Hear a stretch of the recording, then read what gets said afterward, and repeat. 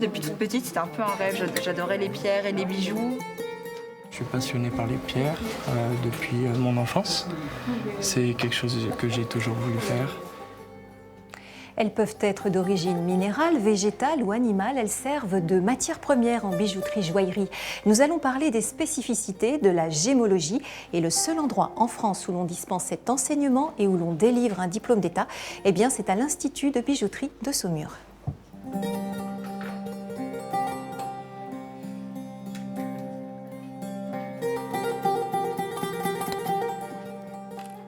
Quel est l'objet de cet exercice?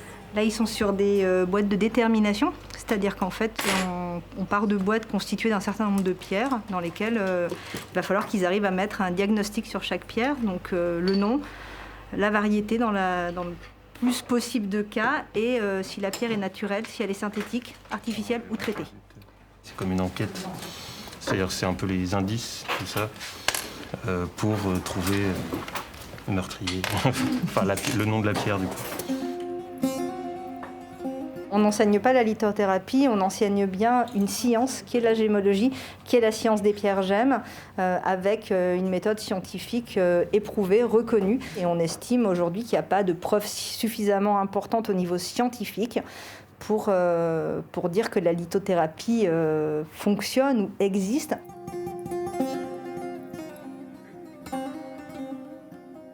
Je suis en train de vérifier si la pierre est magnétique. Et là, en l'occurrence? Là, elle est très magnétique. Et ça donne quel type d'indice alors, ça, le fait qu'elle soit magnétique? Il y a pas beaucoup de pierres qui sont magnétiques. Et il y en a certaines qui le sont vraiment beaucoup, comme les grenats par exemple.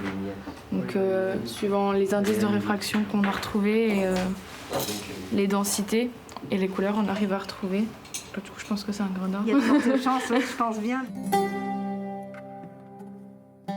On a des gemmes qui sont d'origine minérale, donc. On a aussi des gemmes dites d'origine organique qui peuvent venir des règnes végétales ou du règne animal. Et en fait, les gemmes, le terme, enfin la définition aujourd'hui, elle caractérise toutes les matières qui sont suffisamment solides et attrayantes pour être montées en bijoux. Donc ça ouvre un champ des possibles extrêmement large.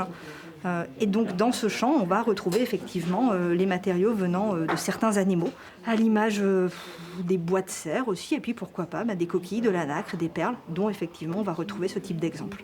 En ce moment, qu'est-ce que les gens aiment? Le diamant, les saphirs, les rubis ont toujours la cote, mais les pierres de couleur marchent très bien. Les grenats, les spinels, les tourmalines sont des pierres extrêmement demandées et extrêmement visibles dans les collections.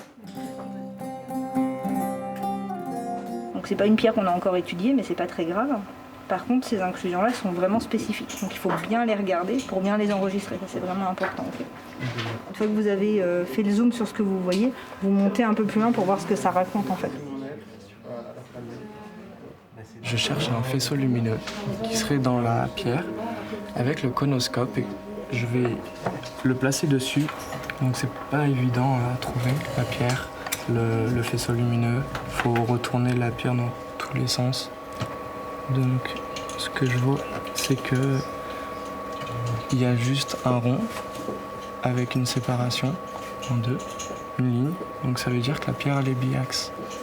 À la sortie de ce diplôme, on pourra déterminer environ 95 à 98% de pierres qui existent dans le monde.